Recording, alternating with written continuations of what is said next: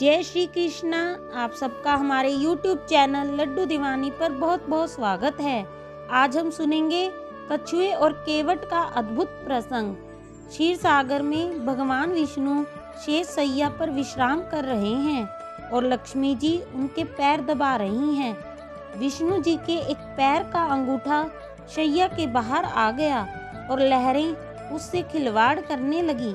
क्षीर सागर के एक कछुए ने इस दृश्य को देखा और मन में यह विचार किया कि मैं यदि भगवान विष्णु के अंगूठे को अपनी जीवा से स्पर्श कर लूं तो मेरा मोक्ष हो जाएगा, और वह उनकी ओर बढ़ने लगा। उसे भगवान विष्णु की ओर आते हुए देख शेषनाग जी ने देख लिया और कछुए को भगाने के लिए जोर से फुंफकारा। फुंफकार सुनकर कछुआ भागकर छुप गया। कुछ समय बाद जब शेष जी का ध्यान हट गया तो उसने पुनः प्रयास किया।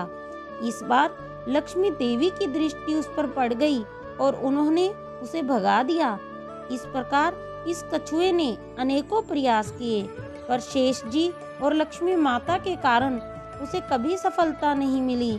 यहाँ तक कि सृष्टि की रचना हो गई और सतयुग बीत जाने के बाद त्रेता युग भी आ गया।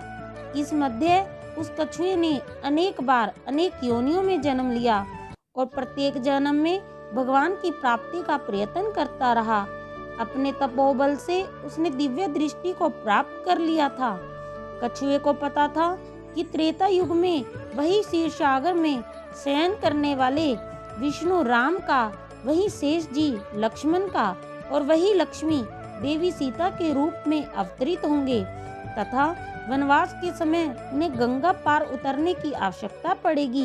इसलिए वह भी केवट बनकर वहां आ गया था।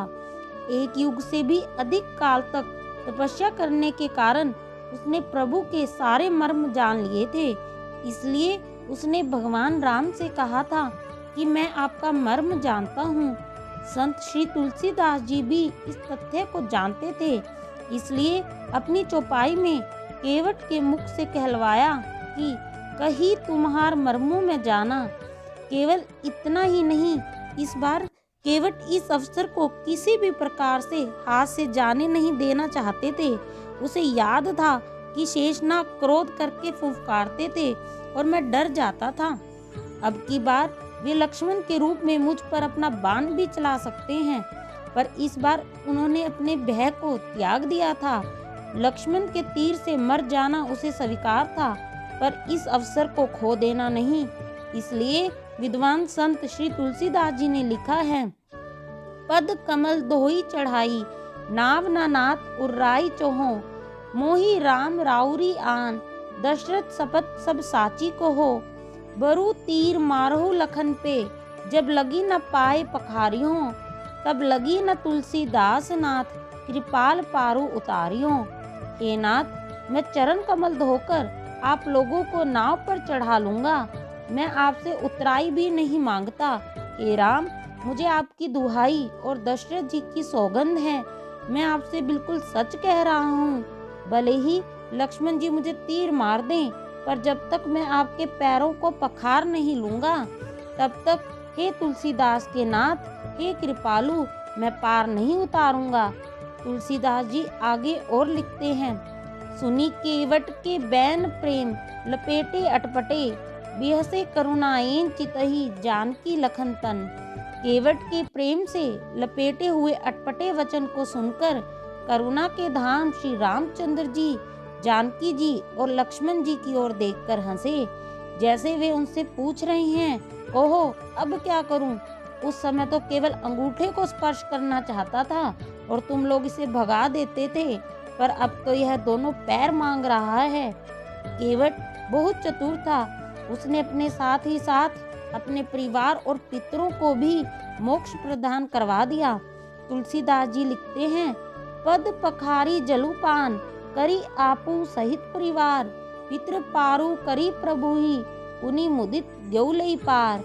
चरणों को धोकर पूरे परिवार सहित उस चरणामृत का पान करके, उसी जल से पितरों का तर्पण करके, अपने पितरों को भवसागर से पार कर फिर आनंद पूर्वक प्रभु श्री रामचंद्र जी को गंगा के पार ले गया।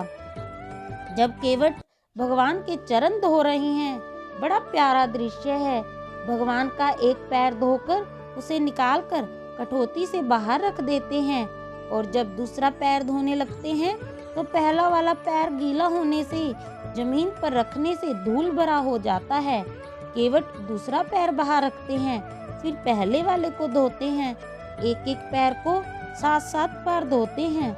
फिर केवट ये सब देखकर कहते हैं, प्रभु एक पैर कठौती में रखिए, दूसरा मेरे हाथ पर रखिए ताकि मैला ना हो।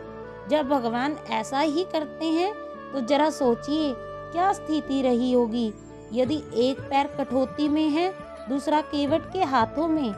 भगवान दोनों पैरों से खड़े नहीं हो पाते तो वे केवट से बोले, केवट मैं गिर जाऊंगा। केवट बोला, चिंता क्यों करते हो भगवान, दोनों हाथों को मेरे सिर पर रख कर खड़े हो जाइए, फिर नहीं गिरेंगे। जैसे कोई छोटा बच्चा हो और उसकी माँ उसे स्नान कराती हो तो बच्चा माँ के सिर पर हाथ रखकर खड़ा हो जाता है। भगवान भी आज वैसे ही खड़े हैं। भगवान केवट से बोले, भैया केवट, मेरे अंदर का अभिमान आज टूट गया। केवट बोले, प्रभु क्या कह रहे हो। भगवान बोले, सच ही कह रहा हूँ केवट, अभी तक मेरे अंदर अभिमान था कि मैं भक्तों को गिरने से बचाता हूँ, पर आज पता लगा कि भक्त भी भगवान को गिरने से बचाते हैं। जय श्री राम, जय श्री राधे, जय श्री कृष्ण।